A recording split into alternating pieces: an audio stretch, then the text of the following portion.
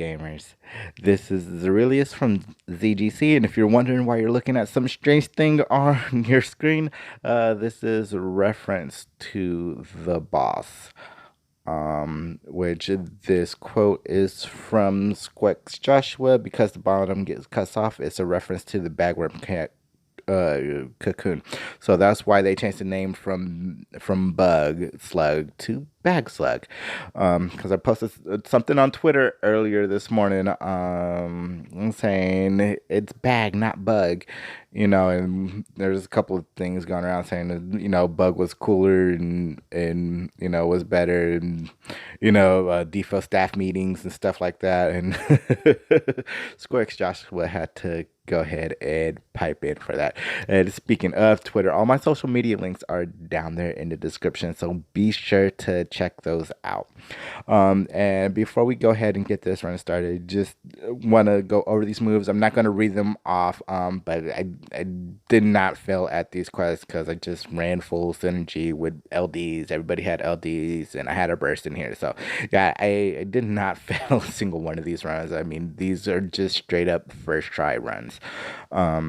But some interesting things to note about the Bag Slug is that on top of its delay field, which can delay you up to 2 turns in its plus version of the field. So keep that in mind if you're wondering why towards the end of the fight you're getting backed up even more. It's because it will start delaying you 2 turns. It also has a move that can delay you a turn, and it also has a guaranteed hit as well. But other than that, they're pretty slow. Treat them like turtles that will delay you after every action, and you should be fine, especially if you bring your own delayers. I highly recommend bringing Amidatelion here. So I'll go ahead and shut up and let y'all enjoy the fight, and I'll pipe in throughout. So have fun.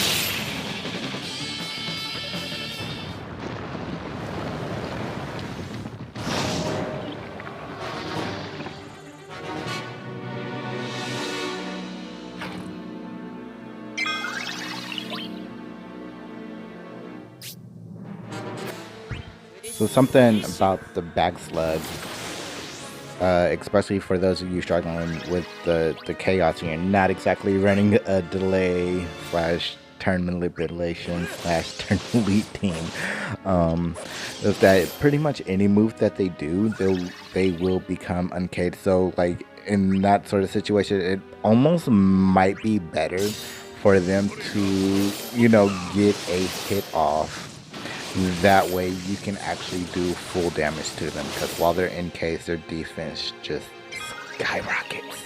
And it's really hard to hit them, like with my Squall, and he got a 3-star low max brave up, or low brave attack up in 3108s.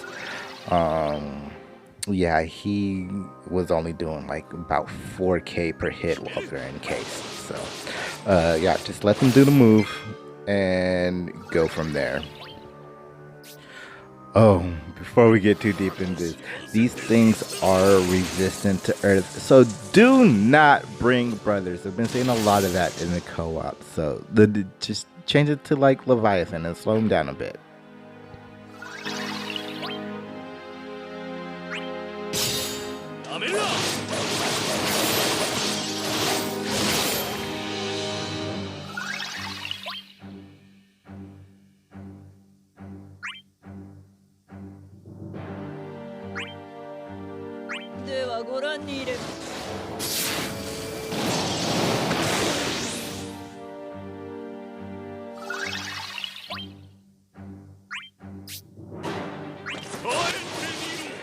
I wish round edge did splash damage, like maybe with this burst and rework, we'll get that.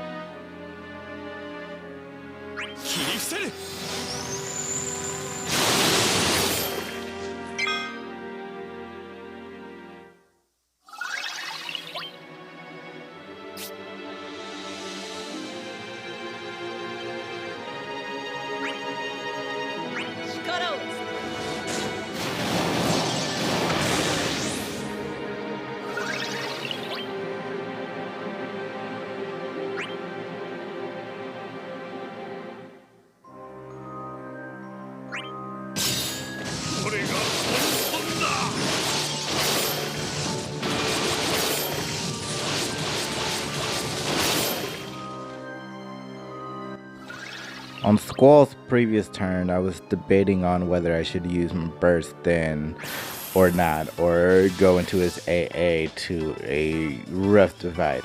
I am glad I forgot about using his AA. I don't realize it until much later on.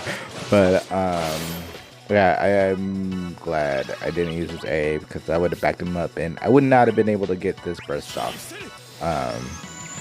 Anyway, it doesn't do a whole ton of damage, so if you're bringing Squall with a burst, definitely do this while at least one of them is not encased, while one of them is not in their shells, because I do so little damage here, like, you'll see it, like, it's just so dumb, and this is what I was referring to earlier, by just let one of them do the move, and that way they can become uncased and you can do full damage to them.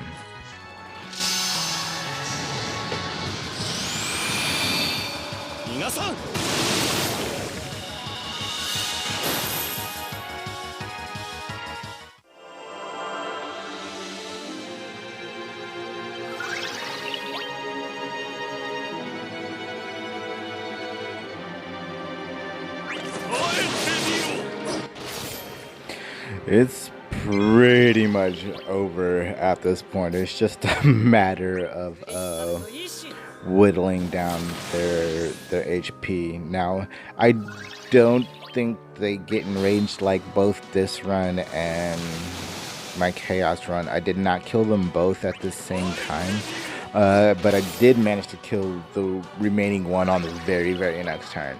So I don't recall there being any kind of enrage mechanic. So if you just want to like burst down one of these, I think you can be fine with doing that. So just something to keep in mind. And if you don't have access to Squall or Garland, I can see why Deuce and Lil would be awesome replaces alongside Amidatelion. Just with all the brave, the gravity that Amidatelion provides, and then the brave hits from Lil and Deuce, while not very powerful, should be enough to break them because of the gravity effects. So that'd be a really solid team if for any reason you don't have Squall or Garland.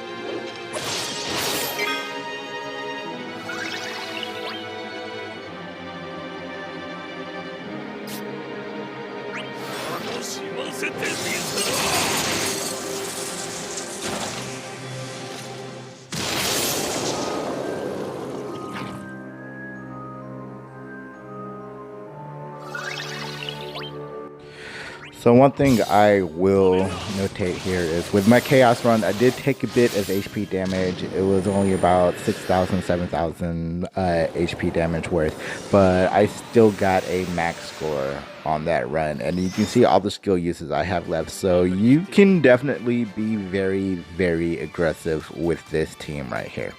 Well, I want to thank you for watching, and I'll see you later, gamers.